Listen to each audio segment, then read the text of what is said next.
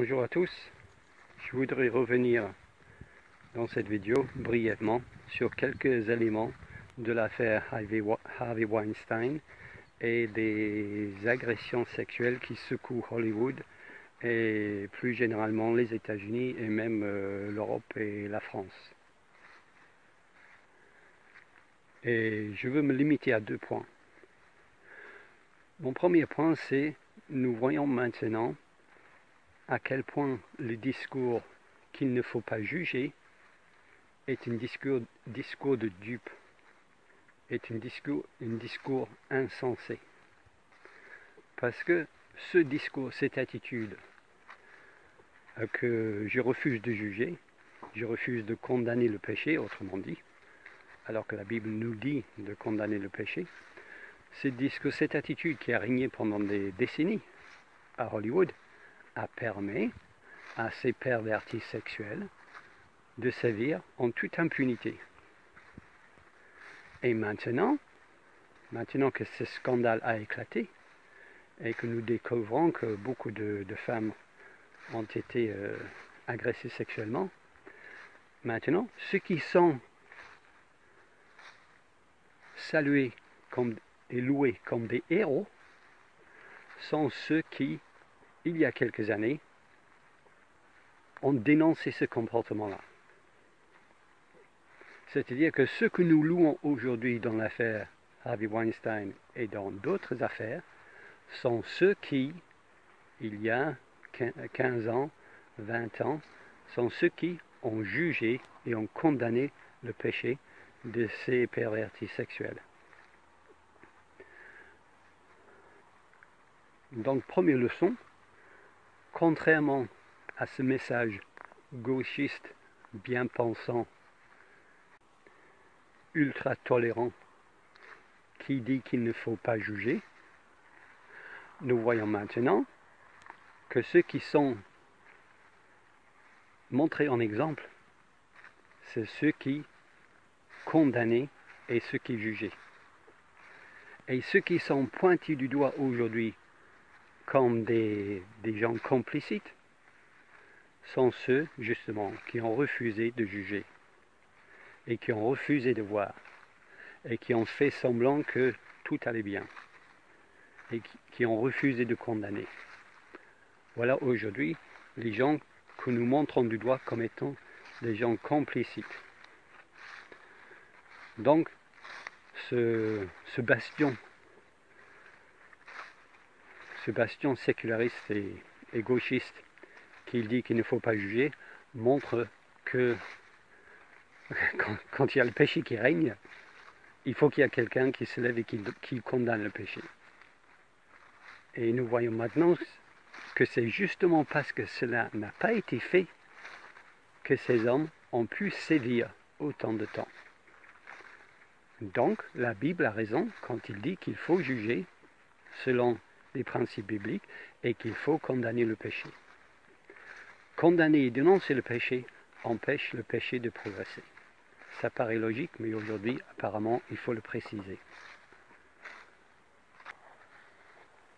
Et la deuxième chose que je voudrais dire, c'est plus généralement sur tout ce qui se passe par rapport à ces agressions sexuelles, et donc maintenant les retombées de cette affaire-là, et les préconisations qui sont données, et éventuellement les lois qui vont être votées, c'est que on nous a dit, la gauche, les sécularistes, nous ont dit, dans les années 60-70, que nos valeurs chrétiennes traditionnalistes étaient bien trop ringardes, trop puritaines, et que tout ça s'était dépassé et démodé, et que ce qu'il fallait, c'était une libération sexuelle.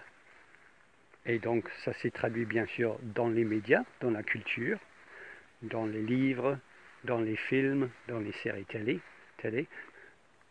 D'ailleurs, c'est pas étonnant, voyant le type de personnes qui produisent les films à Hollywood, que les films de Hollywood étaient de plus en plus immoraux. Mais ces gens nous disaient Voilà, il faut la liberté sexuelle, il faut arrêter, il faut se débarrasser de ce carcan religieux chrétien.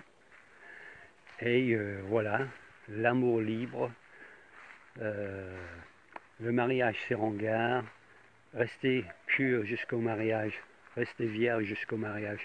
Tout ça, c'est démodé, il faut se débarrasser de tout ça. Et ce qui est important, c'est d'être libre sexuellement. Eh bien, nous voyons aujourd'hui, quelques décennies plus tard, le résultat de tout ça. Le résultat de tout ça, et ce qui est assez amusant pour un chrétien comme moi, même si bien sûr je nie pas qu'il y ait eu des crimes de commis. Non.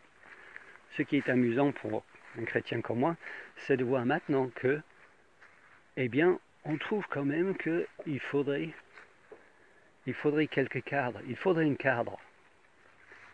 Pour que ces choses cessent, il faudrait quand même que les hommes se comportent d'une façon respectueuse envers les femmes. Et qu'ils ne les touchent pas.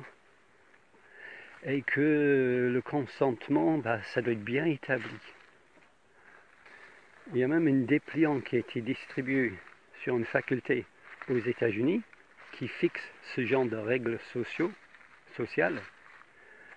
Et ma réflexion était que ces règles sociales ressemblent beaucoup quand même à ce que préconisaient les chrétiens avant les années 60, avant les années 70. C'est-à-dire que les sécularistes, ils ont eu leur révolution sexuelle, ils ont eu l'amour libre, et maintenant ils se rendent compte que ça ne marche pas, que ça donne lieu à tous les excès imaginables et possibles que nous voyons aujourd'hui, et donc ils s'aperçoivent que finalement il faut un cadre.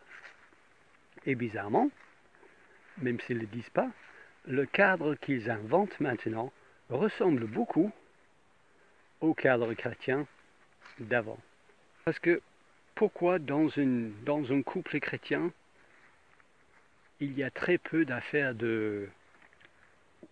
où la femme exprime après le fait qu'il n'y avait pas de consentement, alors que ça arrive beaucoup chez les non-chrétiens.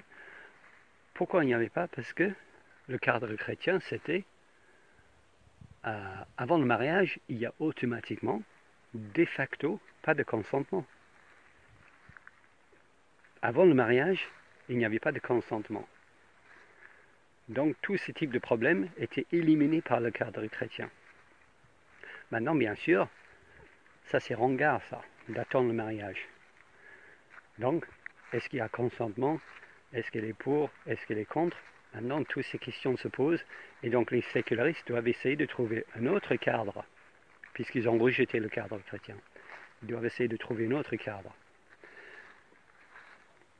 Donc, ils ne vont pas dire ouvertement qu'ils se sont plantés avec leur révolution sexuelle, mais un chrétien, nous les chrétiens qui voyons ça d'une façon un peu distante, parce que nous ne sommes pas du tout concernés par ça, nous voyons quand même qu'après avoir rejeté les commandements de Dieu et les principes bibliques concernant le couple et concernant les rapports sexuels, après avoir rejeté tout ça, et après avoir découvert maintenant, 30-40 ans plus tard, que c'était une catastrophe de le rejeter, ils essayent petit à petit de remettre en place un cadre séculariste, bien sûr, sans faire aucune référence au christianisme, parce qu'ils détestent le christianisme.